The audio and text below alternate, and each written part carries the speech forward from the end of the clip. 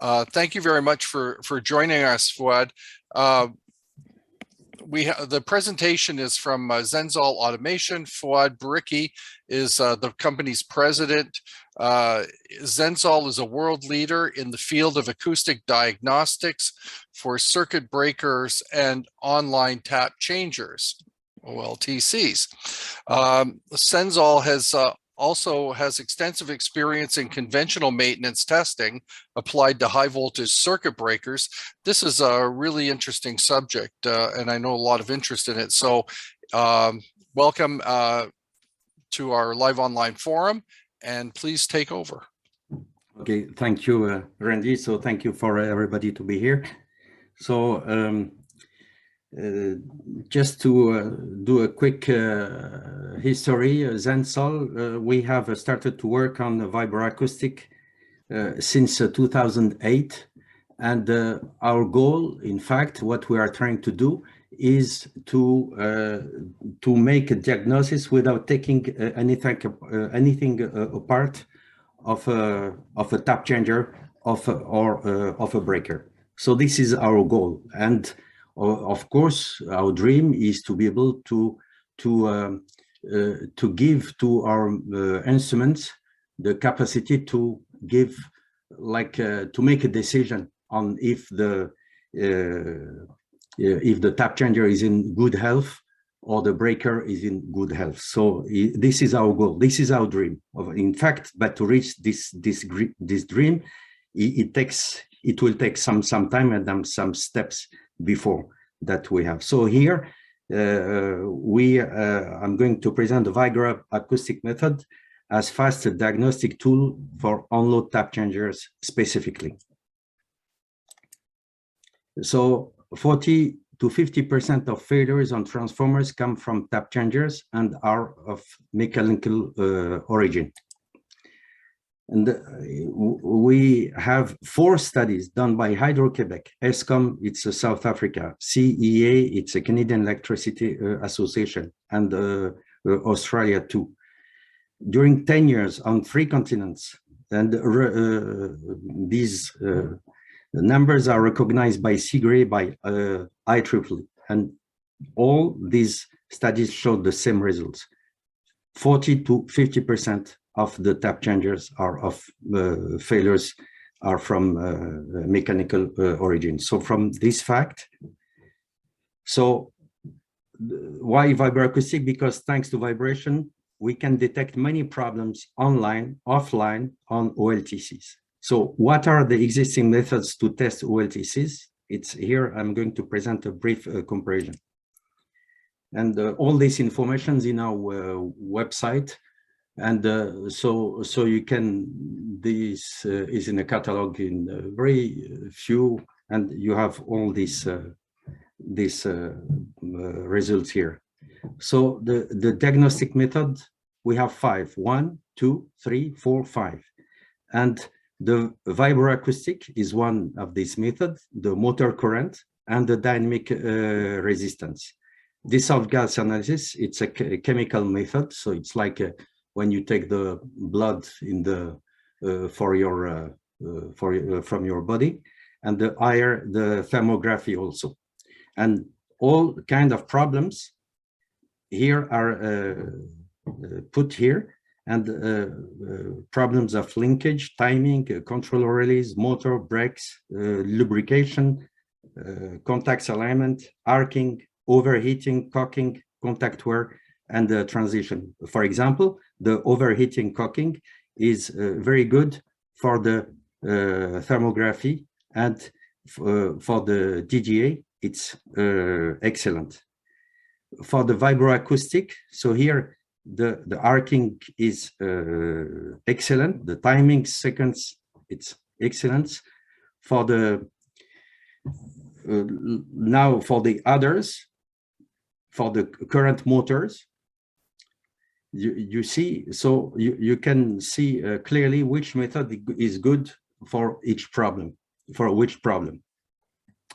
And Zensol is able to do the vibroacoustic, the motor current, and the dynamic resistance. So I will explain why we are trying to correlate all these three methods. And this table is from Sigray, and the vibroacoustic monitoring also is recommended by IEEE. So what kind of benefits OLTC's vibroacoustic testing bring to electric utilities?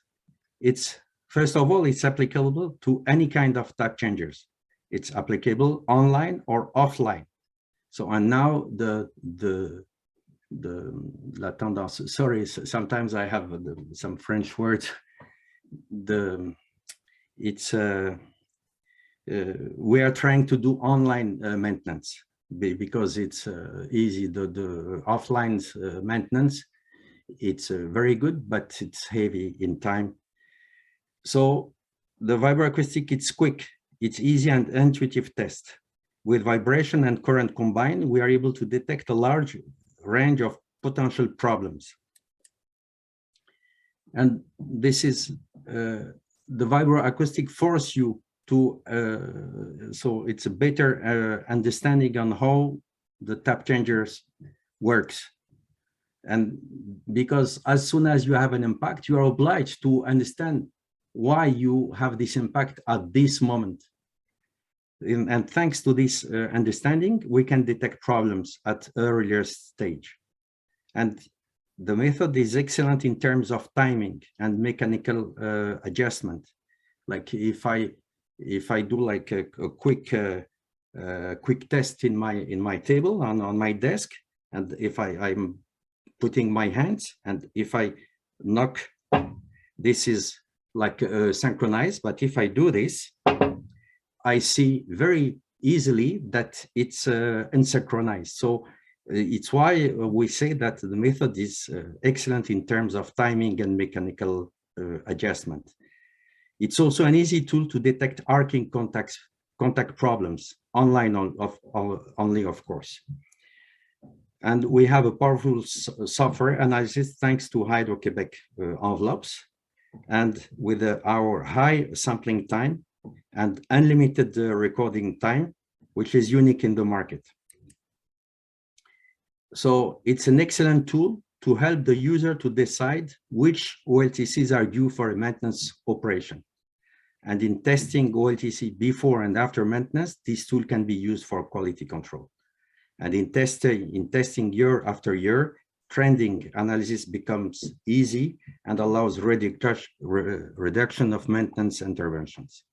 And of course, our goal is to reduce the transformer failures. So what is a tap changer? A tap changer is a complex electromechanical device mounted inside or outside the transformer. And all tap changers have two main parts, the selector and diverter. I'm sure that you know all this, but it's important to specify these points before. And of course, the OLTC have several tabs to allow the transformer to stabilize the electrical network by maintaining a constant voltage. So this fact is important. In fact, here we have the resistive type OLTC, and here we have the diverter in action, and we are moving from tap 3 to tap 4.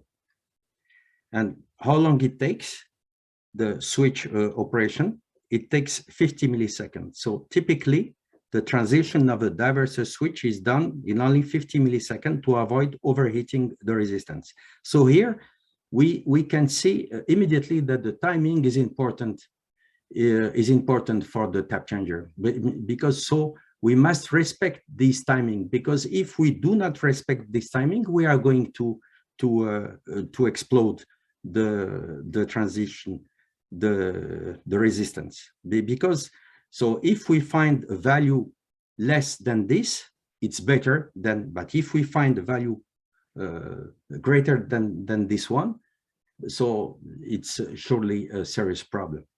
So we are able to listen all the impacts of the mechanism during a step up or step down operation. Here it's a zoom on what we see an impact. You will see in the other slides how the raw vibration is shown. And usually the motor operates between 2 and 12 seconds.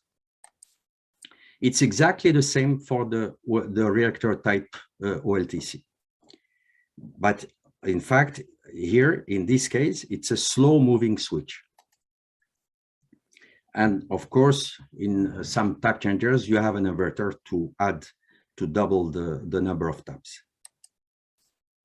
So the motor drive mechanism, so this motor allows the tap changer to move from a position to another. And in recording, analyzing the EC or DC current of this motor during the step up or step down operation, we're able to know if the mechanism are forcing or not. So the motor current allows us also to start and stop the recording. So this clamp, here we have typically an EC clamp. It helps you to start and stop because it's an event. So we have to record this event, and also to know if the mechanism is not forcing or not. So what is the vibro-acoustic diagnostic principle for OLTCs? So each operation of any OLTC produces a specific vibro-acoustic wave pattern. We call this a signature or a fingerprint. So with a vibro-acoustic sensor, which is an accelerometer, we can record this signal the same way a stethoscope picks up a person's heartbeat. It's exactly the same. So we are trying to do the same. So a stable, what is interesting to know is that a stable OLTC always shows consistent signatures, and any degradation of the OLTC induces changes in the signature. So on this fact, so it's amazing, it's always stable. So if you do like a recording per year, for example, each year or each 2 years, and you have exactly the same signature, so the advice is do not touch, do not open, just leave it as it is, it's better. So vibroacoustic test, how? So first of all, you have taken in consideration the sampling time, which is an important parameter to keep in mind. So in this case, for a vibroacoustic, for the vibration signal, it's absolutely better than 10 microseconds. So the typical frequency, sampling frequency that we are using, it's 100 kilohertz. If it's less than this value, it's not good. And I'm going to prove it here. Here, it's an example of good and bad recording vibration signals. So if you take, for example, a vibration produced by a ball bouncing on a plate, here we have recorded the 10 microsecond sampling time, which is, in our sense, absolutely required for the vibration.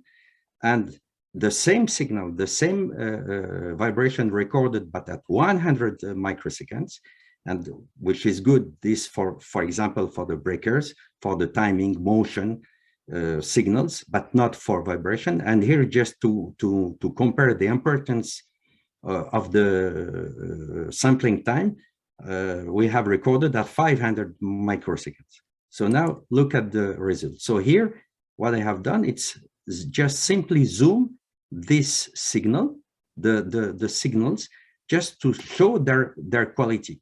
So here you can see for the 10 microseconds that the curve, the signal is absolutely perfect. You miss absolutely nothing. But as soon as you increase your sampling time, so here at this time you get a signal totally. So how can you work with a signal with this quality of signal? It's not good. And just in comparison, by 500, you get absolutely nothing. It's like here you have an excellent picture given by a professional camera. Here it's like from a cell, like an old cellular phone picture, and here it's totally bad. So what we need, as we have seen in the first slides, we need an AC current clamp or a DC one. We need the accelerometers. And of course, you need the portable recorder that you can see here. It's a TAP 4, but we have TAP 4 and TAP 4 Plus. And also we have another one, which is the standalone. Of course, the recorder with this capacity.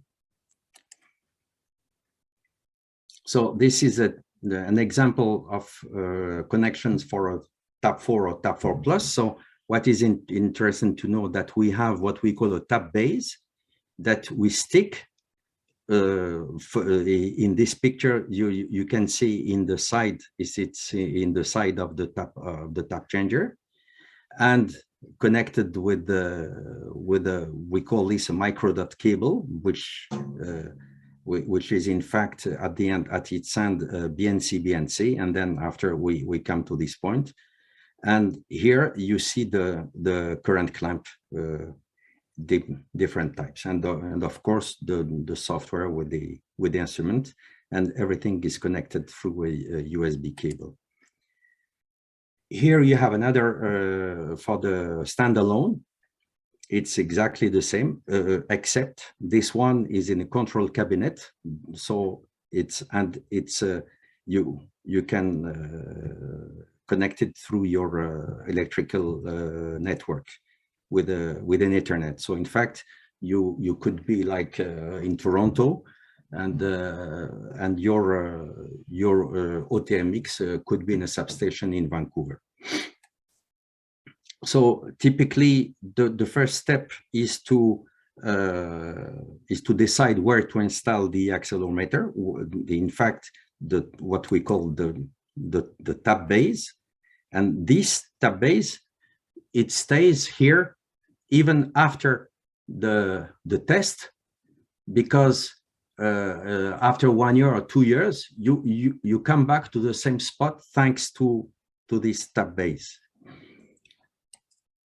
Here it's sticked, and it's amazing how it's very strong. Here are some examples where we connect the accelerometer. Some examples where we connect our clamp. And now if it's online, it's step up or step down. And if it's offline, we test all taps, as you can see here. So after here we have a typically for example, from test 8 to 9, you see tap 8 to tap 9, and here you have the current recorded by the EC current clamp, and here it's an EC, and here this is the vibration. So the diverter switch is moving at this position here at this timing. And after we have, thanks to the software, we do some calculus and we extract what we call the envelopes. And here we calculate the high frequency accelerometer signal and the low frequency envelope. And all this because Hydro-Québec is involved since more than 25 years in the Vibro-acoustic, and it's thanks to their method that in fact we're working very close with Hydro-Québec, and so they have patented this what we call Hydro-Québec envelope. So here you can see like the raw signal, and in red you see the envelope. So now why the envelope? So why all this?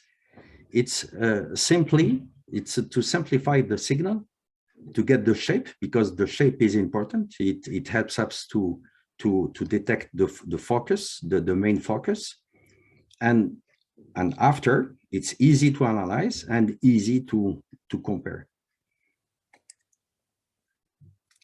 So typically, if you succeed to get the sequence operation and the timing. So if you're able to say, okay, this is my startup, this happens my changeover switch, my diverter switch has worked here at this time, my contactor, this is the noise of my my contactor, the selector switch is a silent, so I must absolutely have nothing. If I have, like, for example, an impact here, there's some noise here, so at this time it could be a problem. After, like it's here, it's a double operation, so it's a diverter switch again, and then after, at the end, it's the post operation, but before we have the braking. So if you are able to understand the impacts in correlation with the current, so you succeed. So you can say that you understand how your tap changer is working. So this is typically what we do. First of all, we do a recording to get the raw data. So we have to be sure that our signals are good, good quality. So, and on site, we do a quick analysis. Thanks to what? Thanks to the envelopes. And what we have some Excel report, like here for the dark blue. So it says that, oh, okay, maybe you have to take care of this value here. And a diagnosis can be made in 15 minutes for an online test and 1 hour for an offline test. Because why 1 hour? Because you are obliged to go through all the taps. So for example, for a 33 tap changer, 33 taps, you need to do 62 tests. So for example, here in this case, it's easy. You can see immediately that your current is forcing here. So this is like a simple test and very very good in terms of benefits. And of course, we have an offsite deep analysis, and here you have the thanks to the Excel reports with the contacts, where we'll see that thanks to the low frequency and high frequency envelopes, we are able to detect if there is some contact wear. And also with the envelopes, we have also what we call diagnostic cards, because for this we can compare to our Zensol database on the reference signatures. Here, it's an example of missing impacts. This is an EBB OLTC UCC RN model, and here on the left picture here, you can see that the contact is very old, and the recording is in red. And when you have changed to put the new contacts, we notice that this impact has appeared. So in fact, due to the wear of the contact, this impact was missing.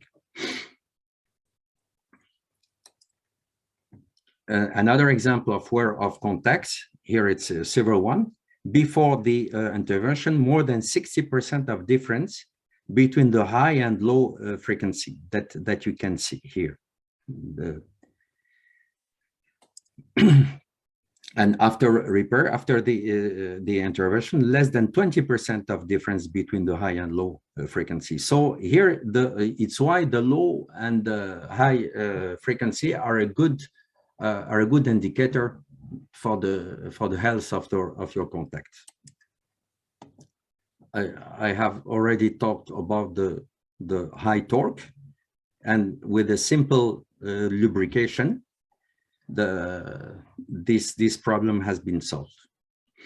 So like this is his unusual shape of the motor current envelope, because it has to be really flat. And if it's flat, so your motor is working correctly, and this inrush current is normal.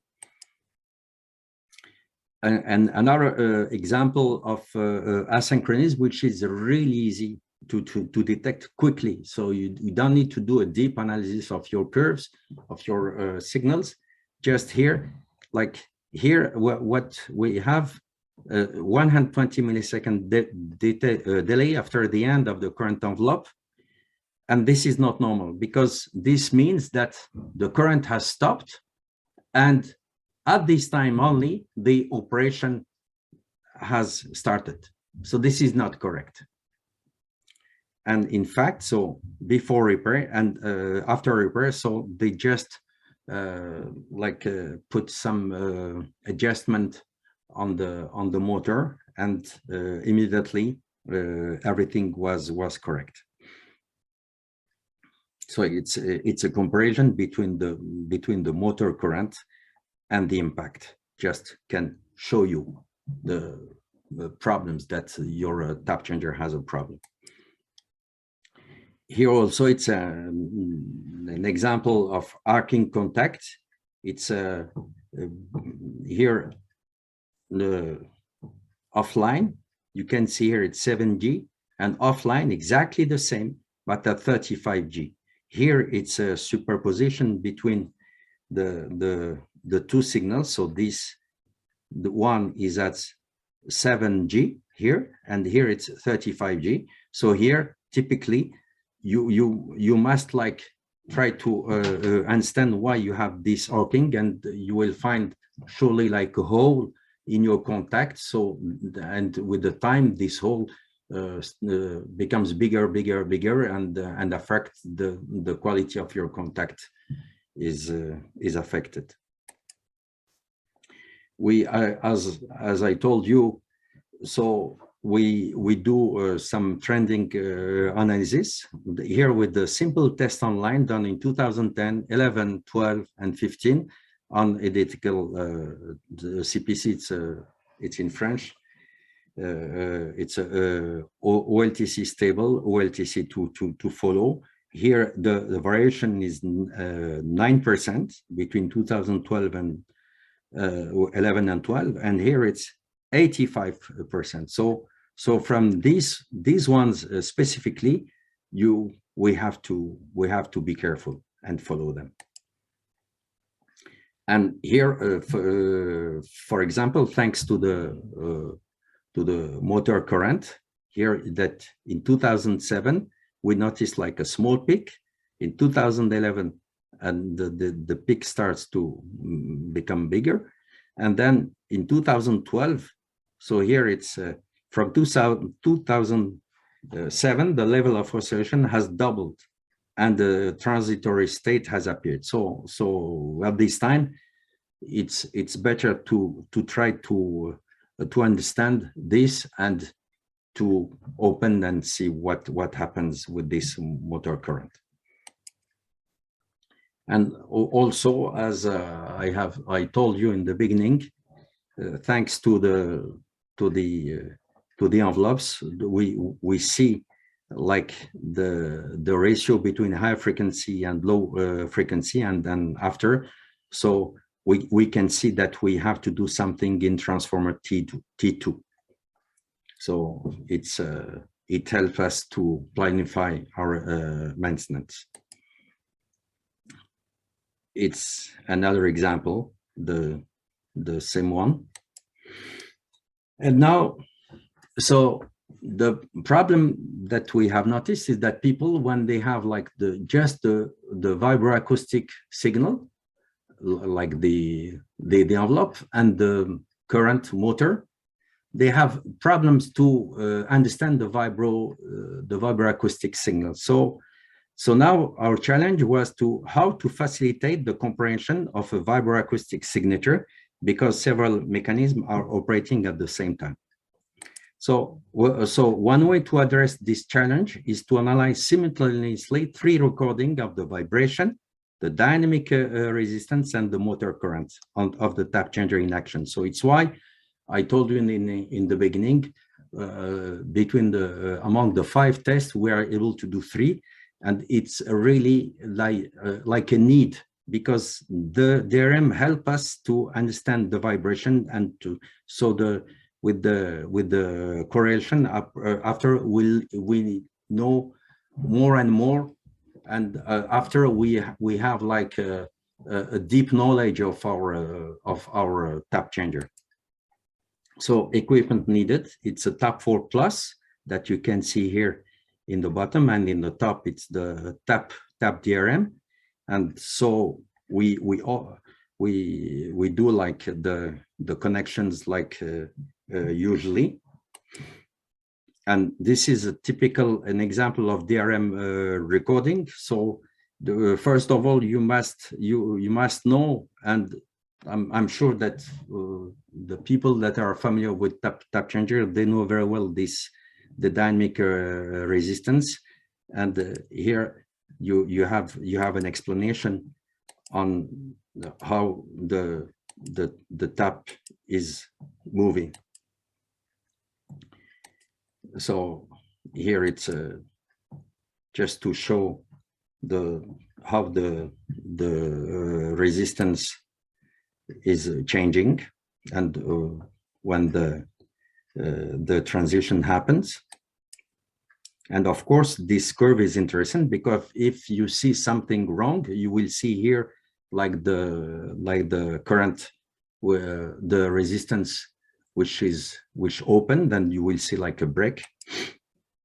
And finally, this is what we need. So thanks to the dynamic resistance, we know exactly when happens the transition according to the vibration. So when we have like a vibration signal, we know exactly when this transition happens, and we are able to detect, to understand each impact.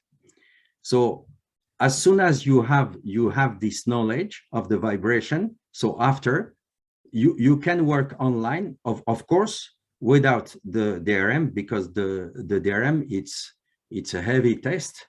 It's a test offline. So we use the DRM, the DRM to learn the vibro-acoustic and to understand how the tap changer works. So for people who are not familiar with this complex device, the DRM and the vibro-acoustic and the motor current helps them to understand. So here we have the main event. Here you have also, like in the first picture, how it's so there is an association here when it heats. Here you have this impact. Here too, and the third one.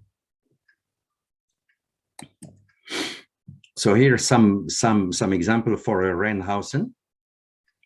You see, always we have done a zoom on the transition, and here it's for an APB. So the importance of the first complete test as a reference. So here on this test, we try to demonstrate the progress of a typical recording. In fact, it's easy. What we recommend is to do first a test offline. Second, you must be able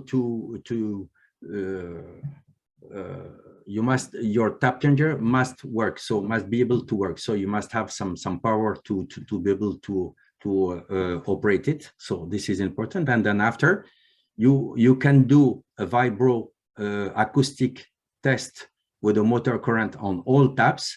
And of course, we recommend strongly to do at the same time the dynamic resistance measurement. So this way, you have like a reference test for all your tap in step up and step down. So at this time, and then you keep this information. So this way, after you can work only with the vibro-acoustic and the motor current online if you want. You see, so this way you can. So here I have the Randy. If I have time, I would like to show the second one, or we go directly to the questions, because no, go ahead. No, okay. It's very interesting, and I do have several questions, but no, what do you want to show? What? I have just it's quick. Sure. It's to show reactance type. Yeah. Great. I hope. Okay. Then you see no. Do you see this? No. Yeah, I've got a question mark there. Okay, so I stop the share. Yeah. I will change your presentation. Share. Okay. Yeah. Give me 1 second. Yes. Do you see my screen? Yeah, that's fine.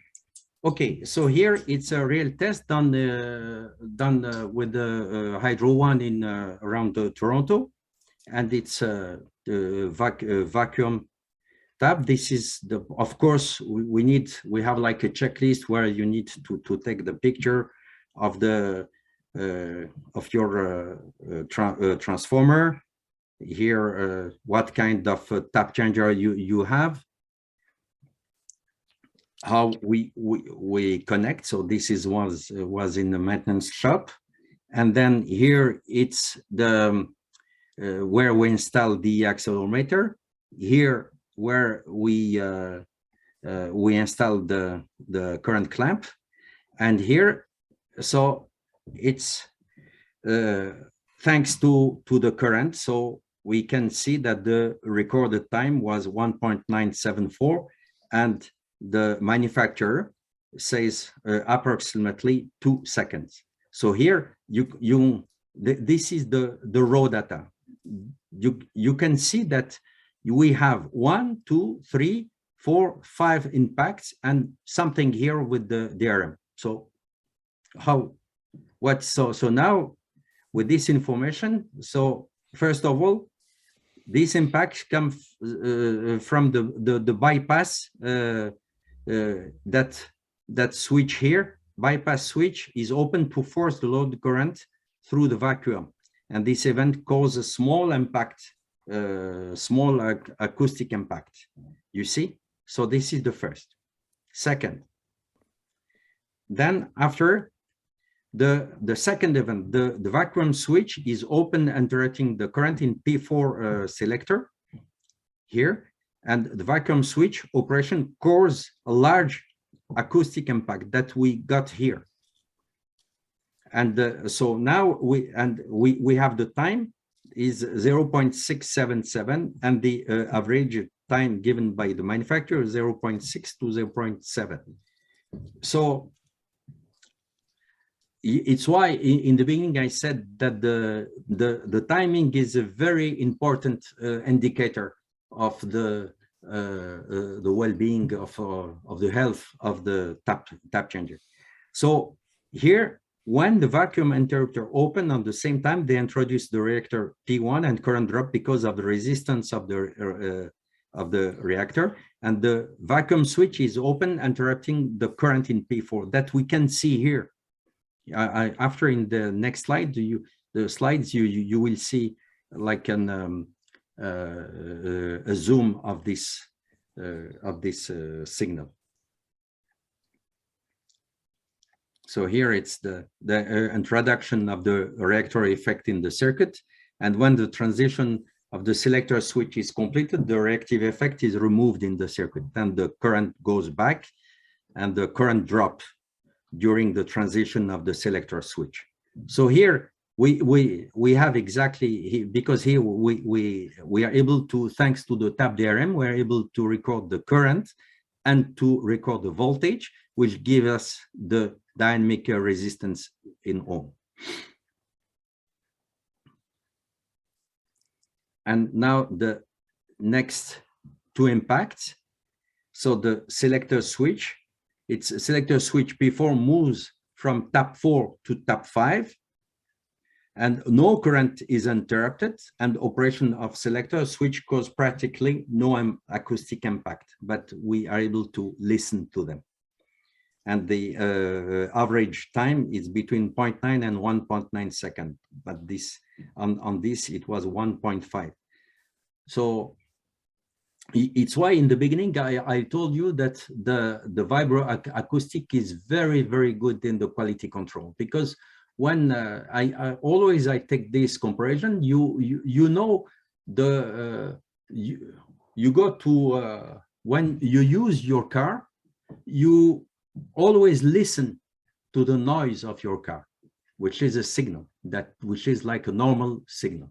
And then I call this normal noise. And then after one day you have some impacts on the right wheel. So you say, okay, so this is not normal, because you learn your normal signal, the normal noise, and then one day you have a bad noise. So at this time, what you do, you go to the garage. So we do exactly the same with the tap changer. When we notice something which is wrong, which is bad, we try to open it, and then we do what we think what it comes, this abnormal noise. And then after, you take back your car and you notice that the noise is not the same as before. So what you have done, in fact, Vibro-acoustic quality control with your ear. It's exactly what you are trying to do. And it's exactly what the Vibro-acoustic is doing. So here for the last impact, it's the vacuum switch is closed to connect tap 5 in parallel with tap 4, and vacuum switch operation cause a large acoustic impact. And there is, in this time, it's 1.6, and the average time is 1.6 and 1.7. So in fact, with the information of the manufacturer of the timing specifically, it's very important to get when we do a Vibro-acoustic. This is the first step that the first information that you must get from the manufacturer. So here it's bypass switch P3 is closed, so that vacuum switch do not carry any current in normal operation, and this event cause a very small impact. So it's 1.7 here at the end. So on this test, the Vibro-acoustic and dynamic resistance, so we can see that we have the manufacturing specification were respected. So no break in circuit. So this kind of recording, you must keep them as a reference. So I think I have my goal was I reached my goal. So now maybe we can go to the question. Okay. Yes. What are the economics of this? How does it diagnose, predict transformer problems before they occur? It's with the trending analysis. In fact, as you have seen in the first PowerPoint, you have seen that just I take I have two examples. For example, the asynchronism was not normal. Someday it will explode, or it will. There is something which is not normal. This is the first example, and the second one is like for the transition for the motor current, that the value has doubled. So you can see that from year to year that something is changing in your so with this deep knowledge of your tap changer, and with this information, you can predict that if you leave the signal changing like it does, I think I okay. Okay, here's another question. What percentage of tap changer failures can be predicted and therefore prevent transformer failures? Because you said in the beginning that 40% of transformer failures were tap changer problems, right? Yes. So what percentage of those tap changer failures can be predicted and therefore prevent transformer failures? Well, look, in my point of view, it's better than 50%. Right. Okay. Here's another question. Can the software be interconnected to an SAP maintenance system for preventive maintenance reminders for testing? Could I have some example of software? It's is it like a SCADA or is it SAP maintenance system software? SAP's a brand. Look, Maybe well, EJ, maybe you can clarify your question in the chat there, and I'll ask him a different way. I think I can answer. Okay. Look, it's in fact all the information that you have found, like because we do some calculations with the envelopes that we put in Excel format, and then after with the Excel format, you can do what you want. It's right. It's an export. Okay. Here's another question. What happens if other vibration loads are present? Do they need to be off for, oh, sorry, the chat's moving up. What happens if other vibration loads are present? Do they need to be off for testing of the transformer? Cross-contamination of vibrations? Absolutely not. Because why? Because like it's a very good question. Mm-hmm. Because this, in fact, I come back to the history. Hydro-Quebec in the beginning, they have started to record with a microphone. So in fact, they were recording the acoustic of the substation. So they come close to the transformer, to the tap changer, and they have recorded the noise produced by the tap changer. But the problem here, you have a contamination. Yes, because you have a lot of noises around. But when you work with a vibro-acoustic, it's totally different. We just work with the impact only. So even if the noise, like the level of the noise is very high, it doesn't matter. If we're able to listen to differentiate between the noise, the local noise, and the impact, so we win. So we are not affected, absolutely not. It's why we use an accelerometer in the range of the vibro-acoustic. Okay. Another question, what sort of things can distort the signal? How about temperature or water? I think you could the signal could affect, but it's not could affect a really it's a low effect, but with the temperature, not the humidity, because when you are in a standalone, when it's a permanent installation, it's protected. So it's waterproof. It doesn't matter if it's raining or not. And the water is not affecting, absolutely not. And when it's the recording are done in with a portable system, okay, so well for the accelerometer is not affected. There is no ground loop or some all this. No. Okay. Okay, we have another question. Just to complete my answer for the temperature is just when for the motor current, because when it's very cold, like here in Canada, it's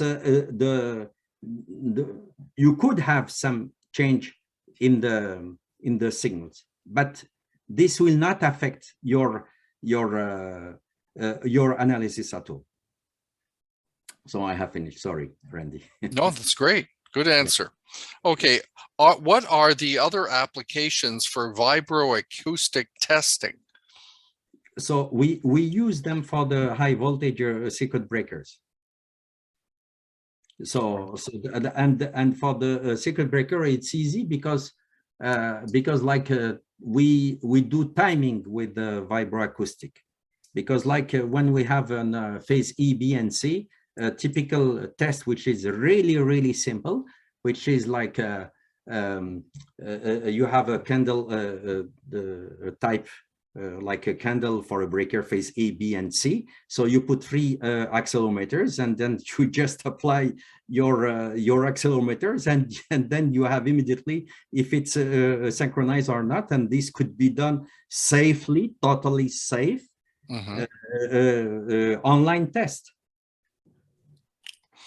Okay, here's another question. Do fan contactors, actuations interfere with the captured signal? Look, as soon as you have an impact, you will see it. You will see it. So when this person says interfere, it doesn't interfere. It's an information on top of this. You see. So okay.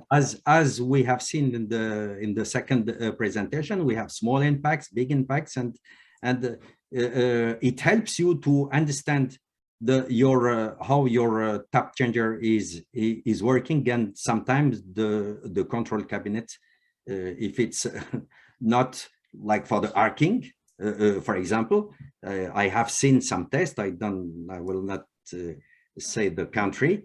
But while the control cabinet, the contactors inside were in bad quality, and we're able to see them. So even for the manufacturer, for the tap changer, it's a good information. Okay, the second part of that question is, are you just recording data nearby actuation signal trigger? Yes. So this means that